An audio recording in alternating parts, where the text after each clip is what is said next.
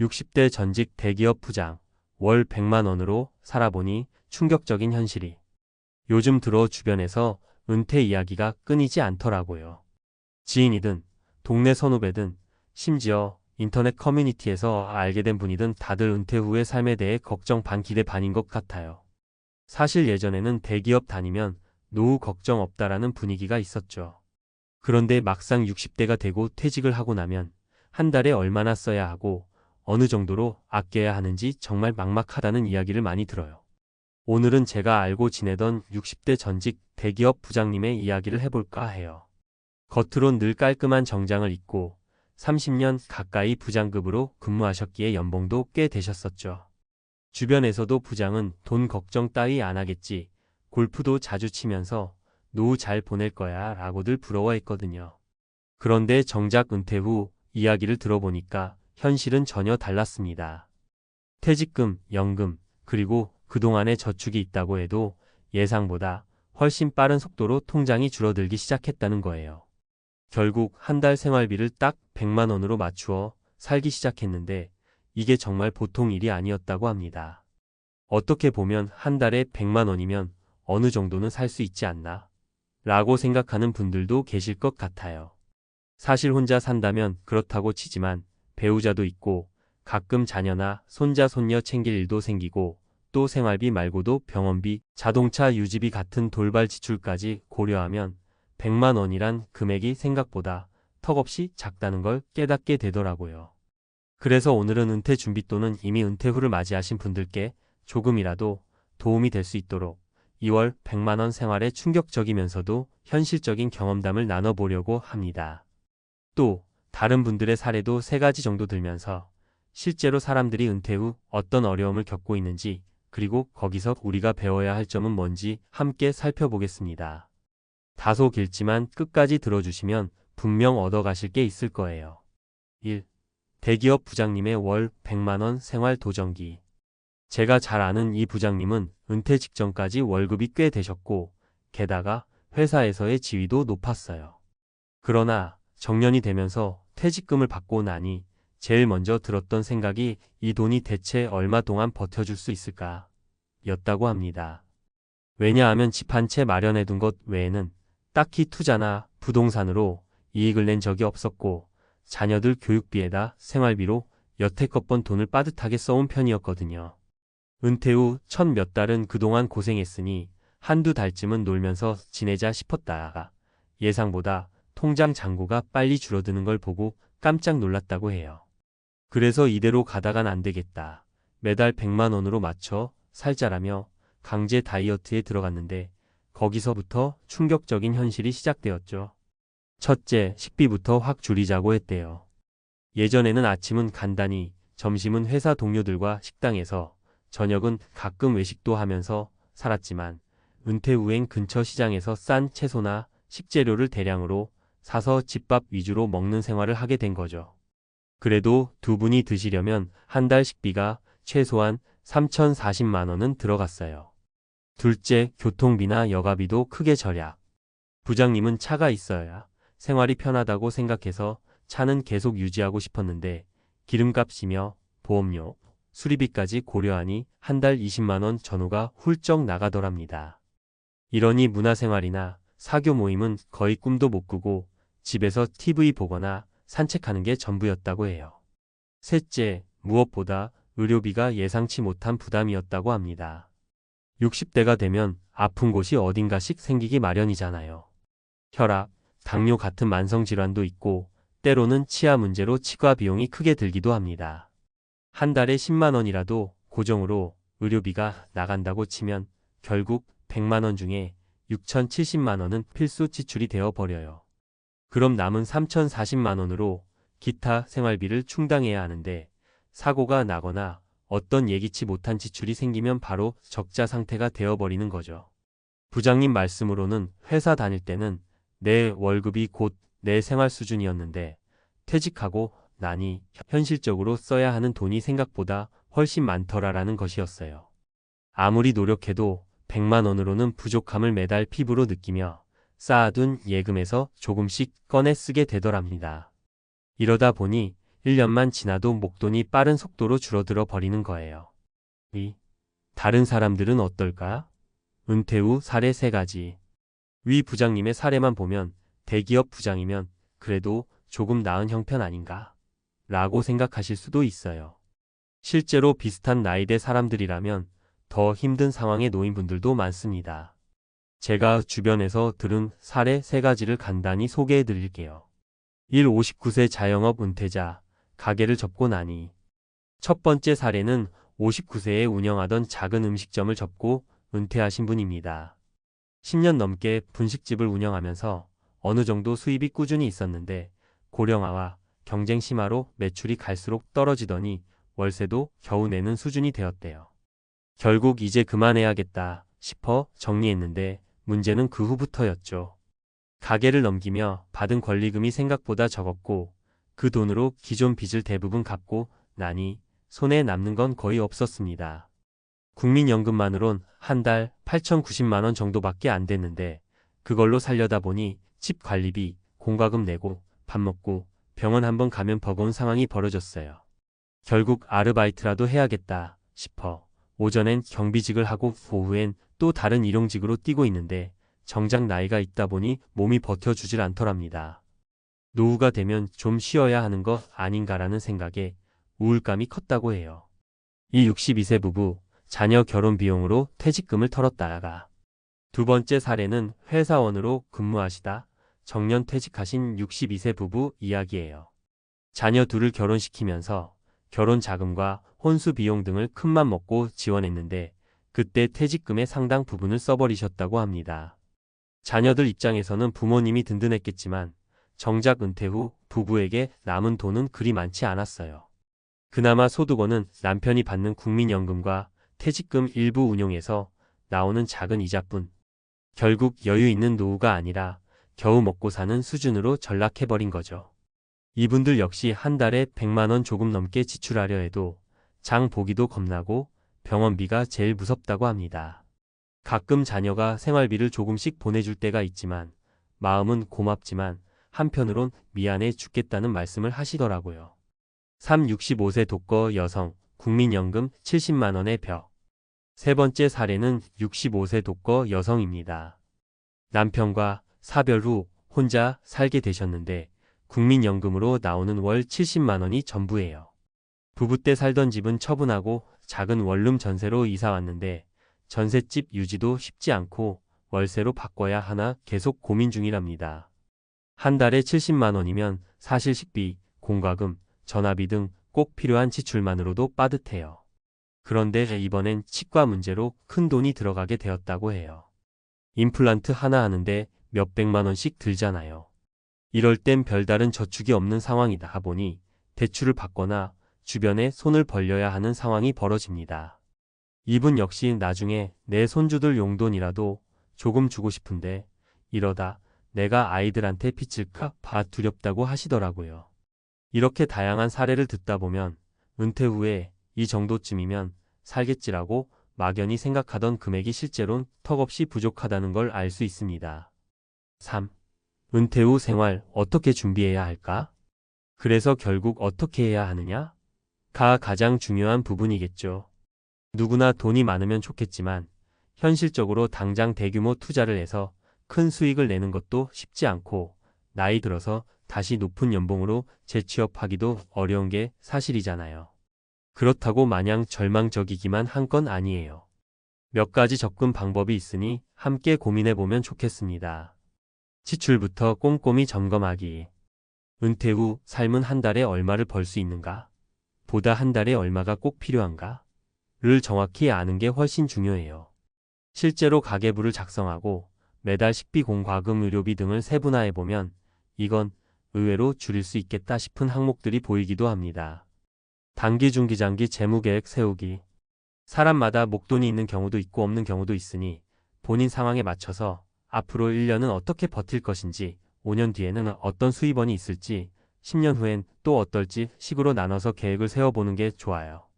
연금, 퇴직금, 투자 수익 등 모든 항목을 정리하고 지출 예상액까지 합산해보면 대략적으로라도 내 돈이 얼마나 버틸 수 있나를 그려볼 수 있습니다. 작은 일거리라도 놓지 않기. 건강이 허락한다면 은퇴 후에도 가벼운 아르바이트나 부업을 찾는 것이 좋습니다.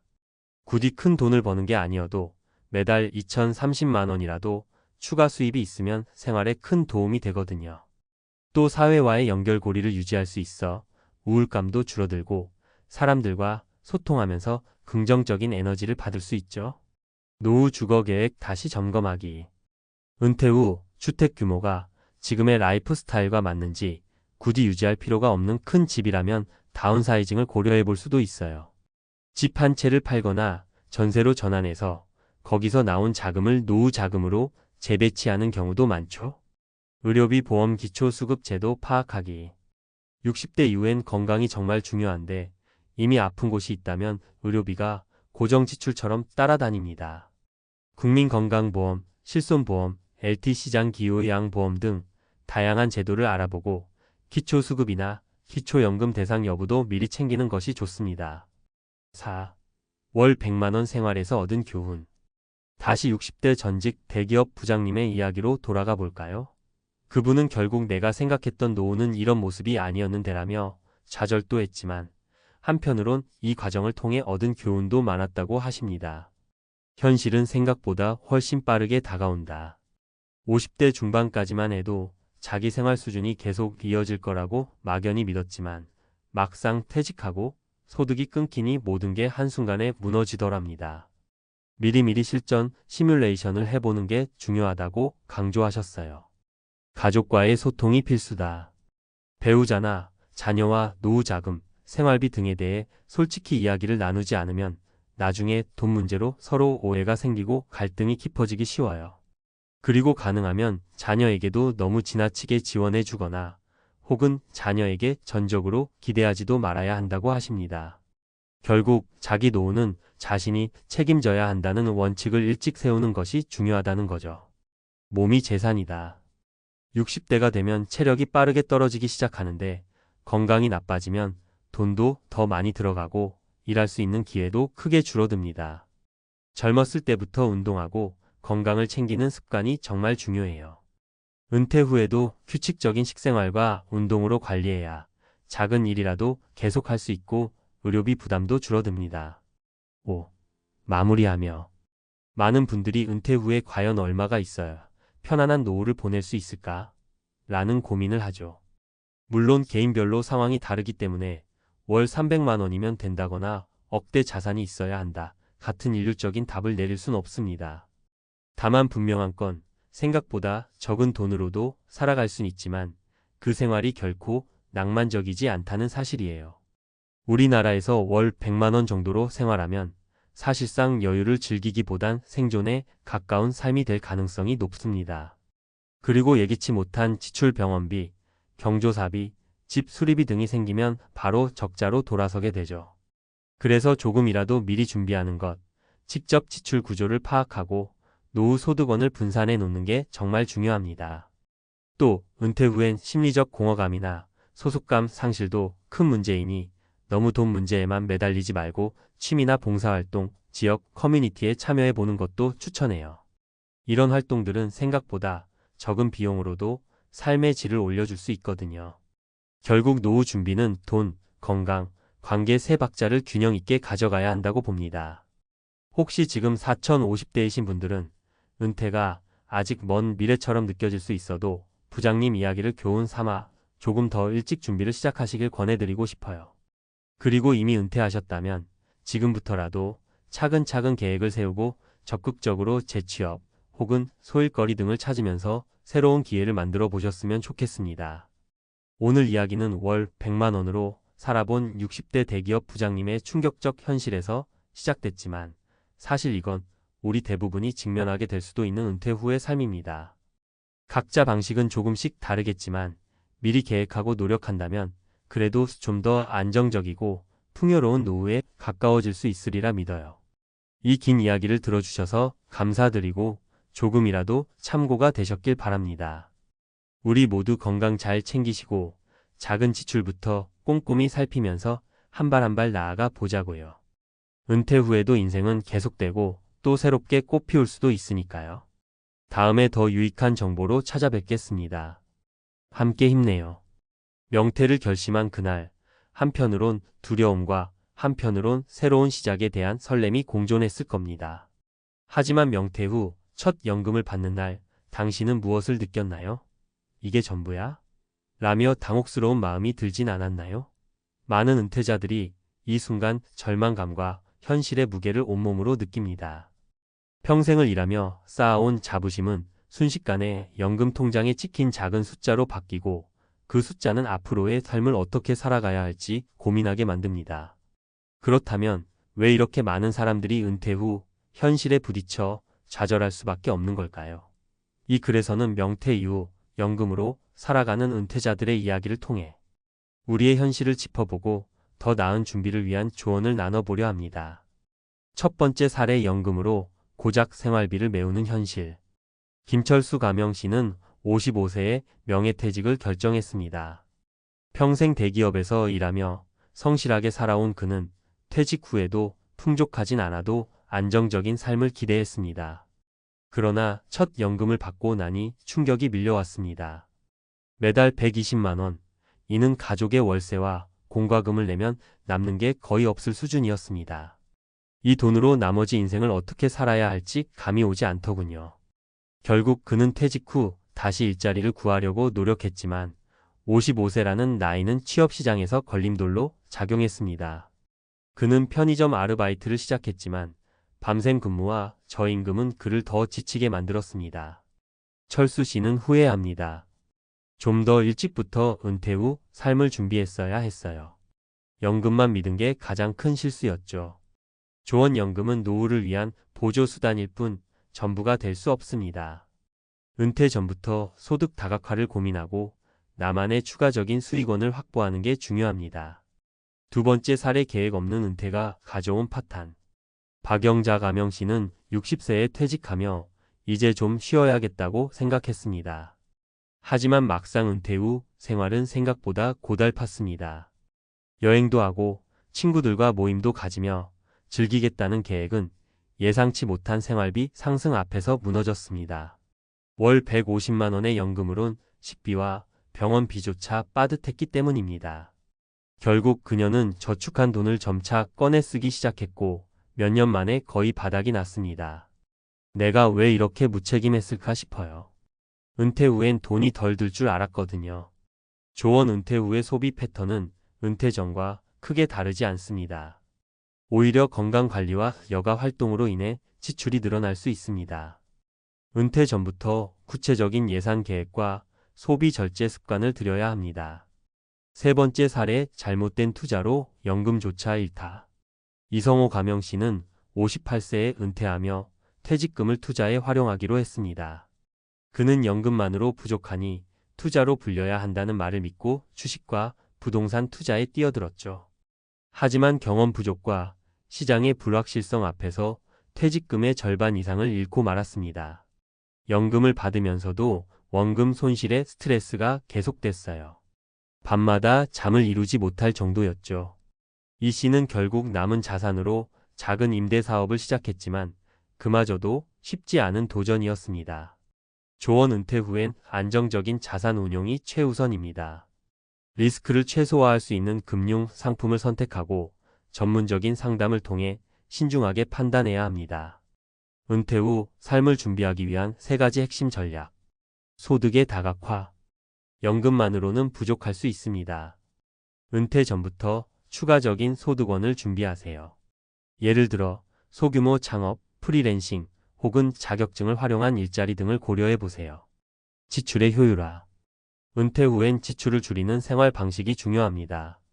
불필요한 소비를 줄이고 꼭 필요한 곳에만 돈을 쓰는 습관을 들이는 것이 필수적입니다. 심리적 안정감 유지. 은퇴는 누구에게나 새로운 도전입니다. 연금이 부족하더라도 긍정적인 마음가짐과 계획적인 생활로 불안감을 극복할 수 있습니다. 취미생활과 건강관리를 병행하며 삶의 질을 높이는 것도 좋은 방법입니다.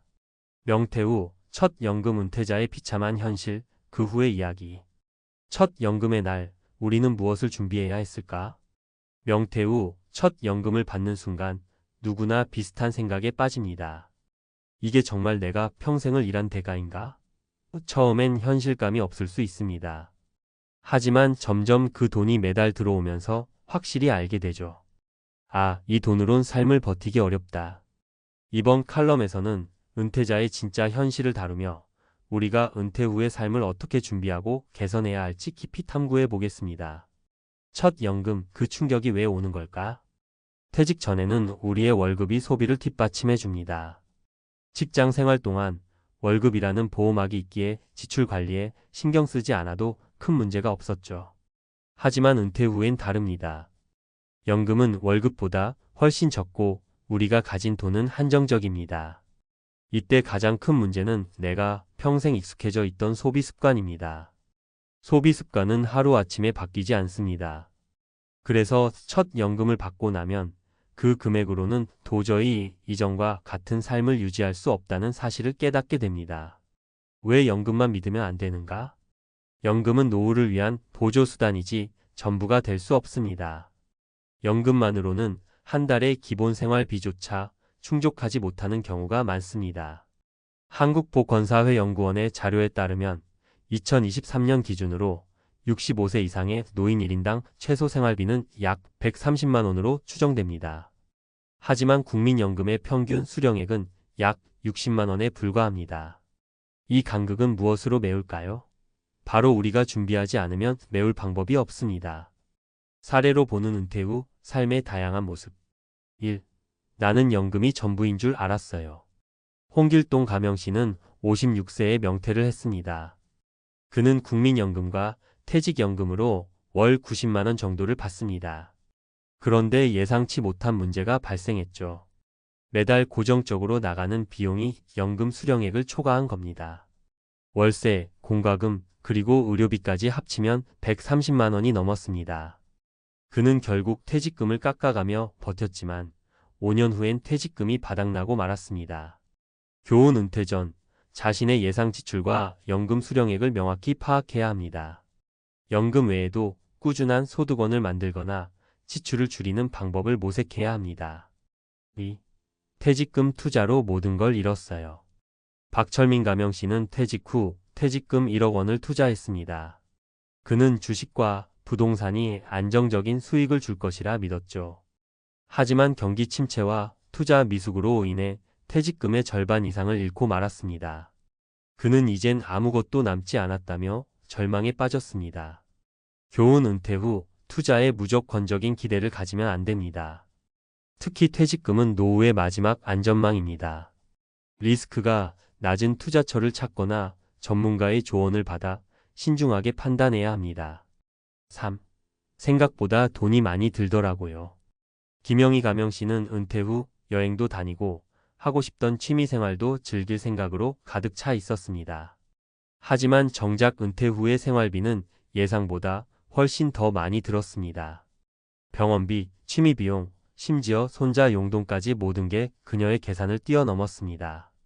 결국 은퇴 후 몇 년 만에 저축해둔 돈이 바닥났고 그녀는 자녀들에게 의지할 수밖에 없는 상황이 됐습니다. 교훈: 은퇴 후에도 예상치 못한 지출이 계속 발생합니다. 현실적인 예산 계획이 필요하며 소비 습관의 대대적인 변화가 중요합니다. 은퇴 후 삶을 준비하기 위한 3가지 실질적인 조언. 1. 지출 습관 재정비. 은퇴 후에는 수입이 감소하기 때문에 지출을 재정비하는 것이 필수입니다. 한 달 동안 소비 항목을 세세히 분석하고 불필요한 지출을 줄이세요. 예를 들어 외식을 줄이고 집밥을 준비하거나 값비싼 취미 대신 비용이 덜 드는 활동을 찾는 것도 방법입니다. 2. 소득 다각화. 연금 외에도 추가적인 소득원이 필요합니다. 은퇴 후에도 가능한 일자리를 찾아보세요. 예를 들어 소규모 창업, 프리랜서 활동, 혹은 자격증을 활용한 부업 등을 고민해 볼 수 있습니다. 꾸준한 소득이 심리적 안정감을 주며 생활비에도 큰 도움이 됩니다. 3. 장기적인 재정 계획 수립. 퇴직 전, 은퇴 후 예상되는 지출과 소득을 명확히 분석해야 합니다. 재정 상담을 통해 현실적인 예산 계획을 세우고 퇴직금을 포함한 자산을 안전하게 관리하는 것이 중요합니다. 특히 예상치 못한 의료비나 긴급 상황에 대비한 비상금 마련도 필수입니다. 마무리 은퇴는 끝이 아니라 새로운 시작입니다. 명퇴 후 첫 연금을 받는 순간 누구나 그 금액이 부족하다고 느낍니다. 하지만 그 부족함을 어떻게 채워나갈지는 우리의 선택에 달려 있습니다. 은퇴는 고통스러운 변화일 수도 있지만 새로운 기회를 창출할 수 있는 시기이기도 합니다. 오늘부터라도 준비를 시작하세요. 은퇴 후의 삶은 준비된 자에게만 진정한 자유와 행복을 선사합니다. 지금 이 순간 연금 통장을 보며 불안해하고 있다면 자신에게 물어보세요. 나는 은퇴 후의 삶을 진정으로 준비했는가? 이 질문에 답을 찾는 것이야말로 새로운 시작을 여는 첫걸음입니다. 퇴직 후 연금으로 살아간다. 알고 보니 비참한 세금의 늪. 이라는 말을 들으면 처음에는 설마 내가 그럴까? 싶죠. 열심히 일해서 번 돈을 조금씩 떼어 연금을 만들고 노후엔 그 연금으로 여유롭게 살겠다는 다부진 계획을 누구나 한 번쯤은 세워봅니다. 하지만 막상 그 시점이 다가오면 왜 세금이 이렇게 많지? 하고 깜짝 놀라게 되는 경우가 흔하더라고요.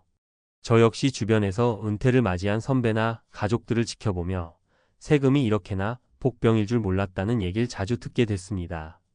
은퇴 생활을 만끽해야 할 시기에 세금 문제에 발목이 잡혀서 내가 이걸 위해 지금까지 고생한 건가? 자괴감마저 들 때도 있다죠. 곰곰이 따져보면 우리는 직장에 다니며 소득세나 연금 보험료 등을 매달 꼬박꼬박 내왔습니다. 그런데도 은퇴 후에는 또다시 소득세, 연금소득세, 재산세 등 별의별 세금을 내야 하니 세금 폭탄이라 할 정도로 부담이 가중되는 경우가 많습니다. 혹시 은퇴를 앞두고 계시거나 이미 연금을 받고 계신 분이라면 조금이나마 공감이 되지 않을까 싶어요. 이번 글에서는 은퇴 후 연금 생활을 하는 분들이 가장 당황하는 세금 문제를 중심으로 주의할 점과 함께 어떻게 대처하면 좋을지 이야기를 나눠볼까 합니다. 또 실제로 주변에서 있었던 사례도 3가지 정도 들어서 조금 더 구체적으로 살펴보려 해요. 물론 모두에게 동일하게 적용되는 해법은 없겠지만 미리 알고 대비할 수 있다면 분명 도움이 되겠죠? 자, 그럼 본격적으로 시작해 봅시다. 본론 은퇴 후 연금을 둘러싼 세금의 현실과 사례들. 퇴직하면서 높아진 과세 표준을 실감한 어씨의 사례. 어씨는 30년 가까이 한 중소기업에서 근속해왔고 직장 생활 동안 아무래도 퇴직할 때쯤이면 국민연금이랑 퇴직연금으로 충분히 살 수 있겠지라고 안일하게 생각했습니다. 그런데 실제로 퇴직금과 퇴직연금을 받은 뒤 세금 문제를 하나하나 따져보다가 충격을 받았다고 해요. 우선 퇴직금을 수령하는 시점에서 이미 소득세가 붙었고요. 퇴직연금도 나중에 나눠서 받을 테니 세금이 좀 적겠지 했지만 막상 매달 정해진 금액을 수령할 때마다 소득세가 차감되는 걸 보고 마음이 아팠다고 합니다. 특히 어씨가 놀란 건 퇴직하고 난 뒤에는 소득이 없으니 세금이 덜 들겠다는 단순한 생각이 완전히 빗나갔다는 점이에요. 오히려 과거보다 퇴직금 등 일시소득이 생긴 영향으로 과세 표준이 높아져서 비슷한 소득 수준의 사람들보다 세금 부담이 더 커졌다는 거죠. 어씨의 이야기를 듣고 주변 사람들도 그게 말이 돼? 하고 놀랐는데 사실 은퇴 과정에서 한꺼번에 들어오는 금액들이 종합소득세나 기타 소득 기준을 높이면서 세금 폭탄으로 이어지는 케이스가 제법 많습니다. 연금 저축만 믿었다가 낭패본 B씨의 사례. B씨는 젊었을 때부터 부지런히 연금 저축 상품을 들어둔 덕분에 직장 동기들보다 은퇴 준비가 잘 되었다고 자부하고 있었습니다. 매년 연말정산 때 연금 저축 불입분을 세액 공제를 받아왔고 나중에 연금 형태로 수령하면 세금을 아낄 수 있다는 말을 믿었던 거죠. 그런데 어느 날 B씨가 은퇴 후 실제로 연금 저축에서 매달 돈이 빠져나오는 걸 확인해 보니 소득세와 주민세 등 각종 세금이 생각보다 많이 떼이고 있었습니다. 게다가 연금 저축 상품 자체가 이자나 배당을 재원으로 하므로 시간이 지날수록 내가 생각했던 수령액보다 실제로 받는 액수가 훨씬 적어지네 하며 속상해했어요. 사실 연금 저축에 불입하면서 세액 공제를 받았던 건 단지 그 시점에 줄였던 세금을 나중에 뒤로 미룬 것뿐이죠. 은퇴 후에 연금 형태로 돈을 받을 때 그만큼 과세가 되므로 미리 인지해야 하는 부분인데 아직도 많은 분들이 나중엔 세금이 적겠지 하고 막연히 생각하시더라고요. B씨처럼 은퇴를 앞두고서야 이렇게까지 세금이 세다니 하고 놀라는 사례가 의외로 흔합니다. 부동산 보유로 인한 예기치 못한 세금 증가를 겪은 C씨의 사례. C씨는 서울 변두리에 오래된 작은 아파트를 한 채 갖고 있었고 수도권 외곽에 부모님이 물려주신 시골집을 부모님 돌아가시면 팔든지 해야지 하는 마음으로 쭉 방치해 두었습니다. 그리고 그동안 직장 생활로 꾸준히 번 돈을 모아 일부는 주식과 채권에도 투자해 놓은 상황이었죠. 문제는 C씨가 퇴직 후에 연금만으로 간신히 생활하려고 마음먹었을 때 찾아왔습니다. 집 2채가 있는 상태에서 종합부동산세가 갑작스럽게 확 뛴 거예요. 게다가 시골집도 읍내 개발 소식에 따라 공시지가가 오르다 보니 재산세마저 덩달아 상승했습니다. 가뜩이나 연금만으로도 빠듯하게 살아야 하는데 이렇게 세금이 증가할 거라곤 전혀 예측을 못했다는 겁니다. 에이, 그래도 별로 값어치 없는 시골집인데 무슨 세금이 크게 늘겠어? 했던 아니란 생각이 화근이 됐죠. 더 큰 문제는 집을 처분하고 싶어도 금방 팔리지 않아 세금 부담이 지속된다는 거예요. 애매한 재산이 오히려 발목을 잡는 꼴이 돼 버린 셈이죠. 결국 C씨는 뒤늦게나마 시골집 일부를 전월세로 돌려 약간의 임대소득을 얻어 세금을 상쇄하려고 발로 뛰고 있다고 합니다. 세금 문제에 대처하는 현실적인 방법과 팁. 그렇다면 도대체 어떻게 해야 이런 세금의 늪에서 조금이라도 헤어나올 수 있을까요? 은퇴를 준비하시는 분들이라면 미리 내가 받을 연금, 내 앞으로 들어올 소득, 그리고 보유한 자산의 전반을 따져보는 게 첫걸음입니다. 구체적으로는 아래와 같은 방향을 검토해 볼 수 있습니다. 연금 수령 방식 최적화. 국민연금이나 퇴직연금, 연금저축 등 다양한 연금이 있다면 한꺼번에 몰아서 받기보다는 시기를 조절하거나 적절히 분산해서 수령하는 방법을 고민해 보세요. 언제, 얼마나 받을 것인지에 따라 과세 기준이 달라지므로 연금 전문가나 세무사와 미리 상담하여 세금 부담을 최소화할 수 있는 플랜을 세우는 게 좋습니다. 부동산 등 자산 구조 조정. 만약 복수의 부동산을 갖고 있는데 은퇴 후 세금을 감당하기 버거울 것 같다면 지금부터 차근차근 매각을 검토해 보세요. 당장 처분이 어려운 상황이라면 임대소득을 만들어 세금 부담을 상쇄하거나 상속 계획을 미리 세워놓는 방법도 있을 수 있습니다. 세금은 미뤄두는 것이 아니라 미리미리 챙기는 것. 연말정산 때 공제 받는 걸로 끝내지 말고 이게 장기적으로 어떤 영향을 미치는지 확인이 필요합니다. 나중엔 연금 수령액이 적을 테니 세금도 적겠지라는 막연한 생각 대신 세금 시뮬레이션을 통해 실제 부담액을 예측해 봐야 합니다. 각종 공제나 감면 혜택 적극 활용. 주택연금, 농어촌 특별세 공제, 혹은 장애인 공제 등 본인이 누릴 수 있는 세제 혜택이 있는지 꼭 확인해 보세요. 지자체마다 조례나 정책이 조금씩 다를 수 있으므로 거주지 구청이나 시청 등에 전화로 문의해 보거나 직접 방문 상담을 해보는 것이 좋습니다. 전문가 도움받기. 은퇴 준비가 어느 정도 가시권에 들어왔다면 한 번은 세무 상담을 받아보시는 걸 추천드립니다. 세금 문제는 워낙 복잡하니까 전문가 조언 한 번으로도 장기적인 부담을 크게 줄일 수 있는 길이 열리곤 하거든요. 맺은 말. 우리가 기대하던 연금으로 사는 낙원 같은 은퇴 생활이 현실에서는 세금이라는 큰 벽을 마주하면서 예상보다 팍팍해지는 경우가 많습니다. 어씨 B씨 C씨의 사례를 보면 알 수 있듯 막상 뚜껑을 열고 보니 생각보다 세금 부담이 커서 충격을 받기도 하고 준비가 미흡했다는 자책감에 우울해지기도 하죠. 하지만 뒤늦게라도 문제를 인지하고 나면 그때부터는 방법을 찾아볼 수 있다는 게 중요한 포인트입니다. 이미 세금을 한꺼번에 많이 내야 하는 상황이라면 전문가와 상의하여 최대한 혜택을 받을 수 있는 제도나 절세 방법을 찾아보셔야 합니다. 아직 은퇴가 남은 분들이라면 어떻게 하면 세금을 미리 예측하고 대비할 수 있을까를 고민해 보시는 게 좋겠지요.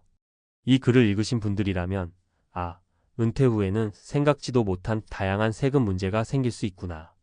그냥 저절로 사라지는 게 아니라 미리 시뮬레이션하고 대비해야 하는구나 하고 조금이나마 인식이 생기셨으면 좋겠습니다. 실제로 주변에서 보면 조금만 일찍 준비한 사람들은 은퇴 후 큰 충격 없이 여유를 즐기는 반면 그렇지 못한 사람들은 후회와 한숨 속에 세금 고지서를 만지작거리곤 하더라고요. 우리 모두 뒤늦게 어쩌면 좋지? 하며 머리를 싸매기보다는 지금부터라도 꼼꼼히 준비하고 대비해서 행복한 노후를 누릴 수 있길 바라봅니다. 부디 오늘 이야기가 여러분의 은퇴 준비에 작은 실마리라도 되어드리길 바랍니다. 세금 부담은 결코 가벼운 문제가 아니지만 미리 공부하고 알아두면 그만큼 피해를 줄이거나 효율적으로 관리할 수 있다는 점 꼭 기억하시면 좋겠습니다. 그러니 지금이라도 종잣돈 운용 계획을 다시 한번 점검하고 연금 수령 방식, 부동산 보유 현황, 그리고 세제 혜택 여부 등 여러 요소를 종합적으로 고려해 보세요. 그래야 비로소 세금의 늪에서 벗어나 궁극적인 목표인 편안한 은퇴 생활에 한 발짝 가까워질 수 있지 않을까요? 오늘도 우리 모두 멀게만 느껴지는 것 같은 은퇴 삶을 조금 더 현실적으로 준비하며 매 순간 내 주변 상황을 꼼꼼히 살피는 자세를 가져보았으면 좋겠습니다. 퇴직 후 연금으로 사니까 삶이 이렇다. 라는 탄식 대신 내가 예상한 대로 혹은 그 이상으로 비교적 안정적인 노후를 보내고 있다라는 말이 나올 수 있도록 말이죠. 다들 힘내서 행복한 은퇴 생활을 향해 함께 나아가 봅시다. 은퇴 후 낭만? 현실은 악몽. 캠핑카 여행이 실패한 이유. 안녕하세요. 혹시 은퇴 이후에 어떤 삶을 꿈꾸고 계신가요? 보통 60세 전후로 직장을 그만두면서 이제야 드디어 자유다. 라는 생각에 가슴이 두근거리기도 하잖아요. 나만의 시간, 가족과 함께하는 여유, 그리고 무엇보다 마음 가는 대로 떠나는 여행에 대한 환상이 있죠. 특히 요즘은 캠핑카를 타고 전국을 누비거나 때론 해외로 떠나는 로드트립을 떠올리는 분들도 많아요. 텔레비전, 예능 프로그램이나 소셜미디어를 보면 화려한 캠핑카를 타고 파란 바다 앞에서 바비큐 파티를 하고 밤하늘에 총총 떠있는 별을 보며 낭만을 만끽하는 모습이 자주 나오니까요. 그런데 현실은 어떨까요? 막상 시작해보니 생각지 못한 지출이 생기고 잦은 고장과 유지 비용에 시달리고 오히려 여행이 자유로움이 아니라 또 다른 형태의 노동이 되어버리는 경우가 많다고 해요. 내가 이럴 줄 알았으면 집에 있는 게 나았지 하고 후회하는 분들이 종종 있죠. 그래서 오늘은 은퇴 후 캠핑카 여행이 왜 낭만이 아니라 악몽이 될 수 있는지 한번 솔직하게 살펴보려고 합니다. 직접 겪은 분들의 이야기를 들어보면 생각보다 문제가 많더라고요. 자, 그러면 본격적으로 이야기해 볼까요? 1. 은퇴 후 캠핑카 로망이 만들어지는 이유. 보통 우리는 회사에 다니면서 휴가는 짧고 업무는 빡빡하고 늘 스트레스가 쌓여 있죠. 그러다가 우연히 SNS나 TV에서 멋진 캠핑카 여행기를 접하면 나도 은퇴하면 저렇게 살 거야. 새벽에 눈 떠서 커피 한 잔 들고 조용한 호숫가를 바라보면 얼마나 좋을까? 라는 환상을 품게 됩니다. 또 젊었을 때 바쁘게 지내느라 하지 못했던 느긋한 여행에 대한 동경도 큰 몫을 하죠. 사실 예능이나 여행 프로그램에서 보여주는 캠핑카 라이프는 대부분 꿈 같은 장면 위주로 편집되어 있어요. 불편한 부분은 잘 안 보이니까 보는 사람 입장에서는 우와, 저거 봐라. 너무 좋겠다. 라고 감탄하게 됩니다. 하지만 막상 내가 직접 그 라이프를 시작해보면 생각보다 체력도 많이 들고 비용적인 문제나 기술적인 문제까지 신경 쓸 게 산더미인 걸 알게 되죠. 이 현실은 악몽이 될 수도 있는 이유. 유지비와 관리비 문제. 캠핑카를 사려면 첫 번째로 큰 금액이 들어갑니다. 특히 은퇴 후 목돈이 제한적인 상황에서 고급 모델을 구입하려면 부담이 상당히 커져요. 게다가 한번 샀으니 그냥 쓰면 되겠지라고 생각하기 쉽지만 시간이 지날수록 크고 작은 수리가 필연적으로 따라옵니다. 자동차 정비를 해보신 분들은 아시겠지만 보통 승용차 한 대 운용하는 것만으로도 돈이 꽤 들어가잖아요. 그런데 캠핑카는 집 자동차 역할을 동시에 하다 보니 고장도 다양하고 수리비도 만만치 않아요. 에어컨, 히터, 가스, 전기, 물탱크, 화장실까지. 정말 어디 한 군데 고장 나면 돈이 훅훅 나가죠. 생각보다 편하지 않은 생활 환경. 캠핑카 내부를 아무리 잘 꾸민다고 해도 집만큼 편한 공간은 아니에요. 화장실이나 샤워 시설이 좁고 잠자는 공간도 제한적입니다. 또 반려동물이 있으면 이동 중에 스트레스를 받기도 해요. 주차 문제도 자주 발생합니다. 어디서든 쉽게 차를 세우고 머물 수 있는 게 아니거든요. 시내 주차장에서는 캠핑카 반입을 거부하는 경우도 있고 잘못 주차했다간 불법이 될 수도 있어요. 아니 나는 그냥 잠깐 쉰 건데 하다가 벌금을 낼 수도 있죠. 체력적 부담과 안전 문제. 장거리 운전이 주가되다 보면 정신적 신체적으로 피로도가 엄청납니다. 젊었을 때는 그래도 기운이 넘쳐서 대책 없이 떠날 수 있지만 은퇴 후라면 길에서 몸이 아프거나 사고라도 나면 큰일이에요.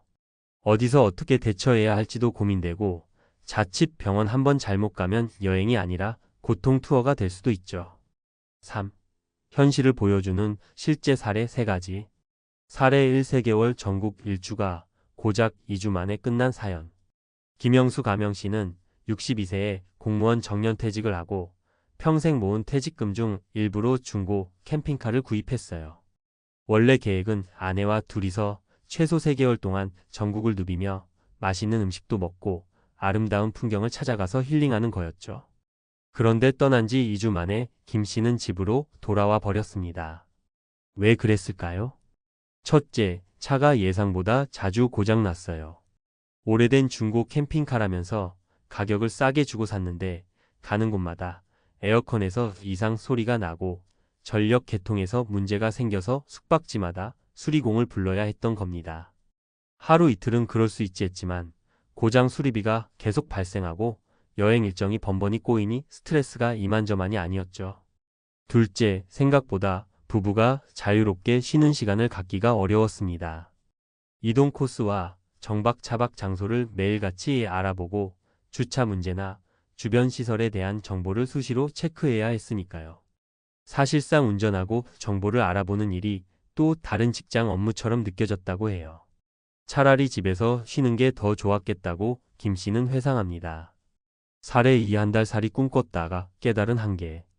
박정혜 가명 씨는 59세에 명예퇴직을 하고 자연 속에서 한 달 살이를 목표로 중고 캠핑카를 빌렸습니다. 구매까지는 부담스러워서 일단 대여를 선택한 거죠. 그런데 딱 2주 채우는 게 힘들었다고 해요. 가장 큰 문제는 생활 편의였다고 합니다. 집에서는 당연했던 온수 샤워나 깨끗한 화장실 사용이 힘들었고 매번 물과 전기를 확인하며 살아야 했어요. 비가 오는 날에는 눅눅해진 옷과 이불을 말리기도 어려웠고 요리를 하고 나면 설거지와 뒷정리를 하는 과정이 매번 불편해서 내가 이 고생을 왜 하고 있지? 라는 자괴감이 들었다고 하네요. 더불어 힐링이라기보다는 잠시도 쉬지 못하고 계속 체력을 소모하는 일이 반복되었습니다. 모처럼 은퇴 후 여유를 느끼려고 떠난 여행인데 오히려 피곤해서 집에 돌아오자마자 병원 신세까지 졌다는 얘기를 들으니 참 안타깝죠. 사례 3. 화려한 인테리어에 속았다가 후회한 부부. 마지막으로 소개할 분은 고급 캠핑카를 신차로 뽑은 최정훈 가명 씨 부부입니다. 두 분 모두 은퇴를 했고 어차피 평생에 한 번뿐인 인생 멋있게 즐겨보자 하는 마음으로 몇 천만 원을 들여 최신 모델을 샀어요. 내부가 고급스럽고 벽난로 느낌의 전기 히터부터 안마의자 같은 시트까지 다 갖췄죠. 하지만 이 부부에게도 문제가 생겼어요. 첫째, 캠핑카가 아무리 좋아도 외부 환경은 통제할 수 없어서 바람이 강하거나 날씨가 추우면 여전히 춥고 캠핑카가 흔들려서 머리가 지끈거릴 정도였습니다. 게다가 캠핑장이든 어디든 주차해 놓고 계속 문을 닫아두면 내부 환기가 안 돼서 금세 답답해졌다고 해요. 둘째, 유지비가 매달 생각 외로 너무 많이 들었다고 합니다. 정기적으로 엔진 오일도 갈아야 하고 부품 한번 교체할 때마다 몇십만 원씩 나가고 또 혹시 모를 사고에 대비해 보험료도 따로 들어놔야 했죠. 하루 이틀 여행하는 건 모르겠는데 이걸 계속 굴리면서 사는 건 결코 쉽지 않다라는 얘기를 하더군요. 결국 부부는 1년 만에 캠핑카를 중고로 팔고 지금은 콘도 회원권을 새로 들여서 주말에만 짧게 여행을 다닌다고 합니다. 4. 그렇다면 어떤 점을 고려해야 할까? 자, 그렇다고 해서 모든 캠핑카 라이프가 망한다는 이야기는 아니에요. 다만 은퇴 후의 여유와 낭만을 기대하고 캠핑카 여행을 계획하신다면 적어도 다음과 같은 점들은 꼭 짚고 넘어가셔야 합니다. 실제 유지 비용과 관리 노력을 꼼꼼히 계산하자. 차량 구입 비용만이 전부가 아닙니다. 수리비, 보험, 세금, 각종 시설정 기물가스 관련 비용이 얼마나 드는지 미리 체크해야 해요. 캠핑카, 특화, 정비소가 얼마나 있는가, 자잘한 고장을 내가 손수 고칠 수 있는지 이런 것도 고려해야 합니다. 라이프 스타일과 체력에 맞는 여행 방식을 찾자. 장거리 운전이 힘들다면 무리해서 전국 일주나 해외 로드트립을 꿈꾸기보다 가까운 곳에서 짧게 즐기는 방식이 나을 수 있어요. 중고 캠핑카를 사기 전 렌트나 대여를 해서 시험 주행해 보는 것도 방법이에요. 실제로 며칠만 살아봐도 감이 옵니다. 혼자 혹은 동행자와의 합의를 확실히 하자. 부부가 함께 떠나는 여행이라면 내가 가고 싶은 곳 vs 배우자가 원하는 곳, 누가 운전을 더 많이 할 것인가 등에 대한 구체적인 의논이 필요합니다. 혼자라면 더욱더 안전 대책, 체력, 긴급 상황 대응 방안을 챙겨야 하고요. 여행의 본질적인 목적을 다시 생각해보자. 캠핑카를 통한 자유로운 이동이 과연 내가 원하는 최고의 행복인가? 아니면 숙박비 걱정 없이 여기저기 돌아다니고 싶다는 정도인지 스스로에게 물어보는 게 좋아요. 사실 여행에서 가장 중요한 건 새로운 경험과 마음의 여유 아닐까요? 이 부분이 정말 캠핑카가 아니면 안 되는 건지 곰곰이 생각해 봐야 합니다. 5. 마무리하며 우리 대부분은 은퇴 후에 돈, 건강, 그리고 시간을 어떻게 효율적으로 쓸 것인가 고민합니다. 캠핑카는 분명 로망을 자극하고 색다른 경험을 선물해 줄 수 있어요.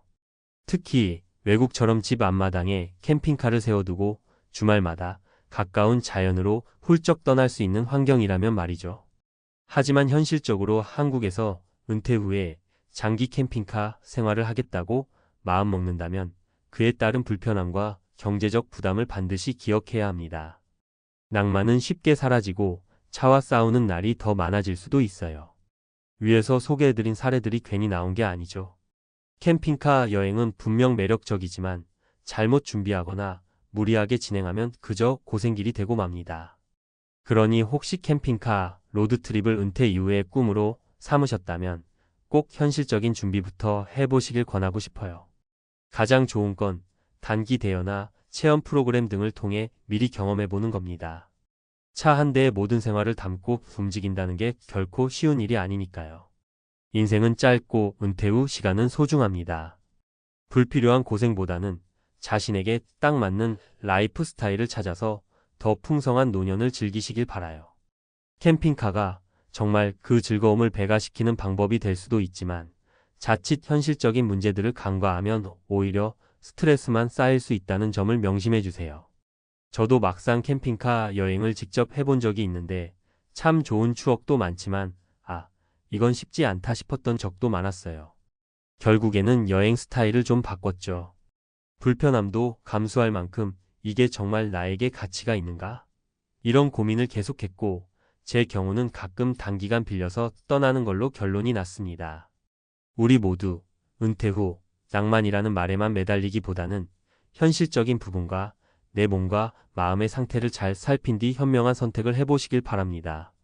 괜히 멋만 쫓다가 지갑과 건강, 그리고 마음고생까지 동시에 얻는 일이 없도록 말이에요. 그럼 이만 글을 마치겠습니다.